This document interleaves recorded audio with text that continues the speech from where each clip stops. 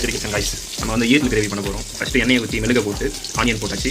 அதுக்கப்புறம் பார்த்தீங்கன்னா நெக்ஸ்ட் கருவேப்பிலை போடணும். அப்புறம் ஈரில் வந்து சின்ன சின்ன பீஸாக கட் பண்ணணும். ஈரல் குட்டிக்காவும் பார்த்தீங்கன்னா சின்ன சின்ன இதுவாக கட் பண்ணிக்கணும். கட் பண்ணி போடணும். இப்படி செஞ்சிங்கன்னா டேஸ்ட் வந்து தரமாக இருக்கும். ரைஸ் ஹவுஸ் வாசனை வந்து கொஞ்சம் மஞ்சள் தூள் போடணும். பார்த்தீங்கன்னா ஒரு கைப்பிடியாத உப்பு போட்டு நல்லா மிக்ஸ் பண்ணுங்க. நல்லா மிக்ஸ் பண்ணி கொஞ்சம் மிக்ஸ் பண்ணிவிடுங்க. மிளகாய் தூள் கொஞ்சம் வந்து ஒரு கிணத்துல போட்டுங்க. இவ்வளோ மிக்ஸ் பண்ணுங்க. நம்ம அரைச்சி வச்ச காய்கறி ஸ்பெஷல் மசாலா பார்த்தீங்கன்னா இந்த மசாலா பார்த்தீங்கன்னா நான் என்னென்னு சொல்லி கீழே டேக் பண்ணுறேன். அதெல்லாம் அரைச்சினா சமைச்சிருக்கா போட்டு நல்லா மிக்ஸ் பண்ணுங்க. நல்லா மிக்ஸ் பண்ணி ப்ளஸ் தண்ணி வந்து பார்த்தீங்கன்னா ஒரு கிளாஸ் தண்ணி ஊற்றிங்க. தண்ணி ஊற்றி நல்லா நீங்கள் மிக்ஸ் பண்ணிங்கன்னா நீங்கள் கொஞ்சம் நேரம் மூடி வச்சிங்கன்னா உங்களுக்கு நல்லா கிரேவி மாதிரி இருக்கும்.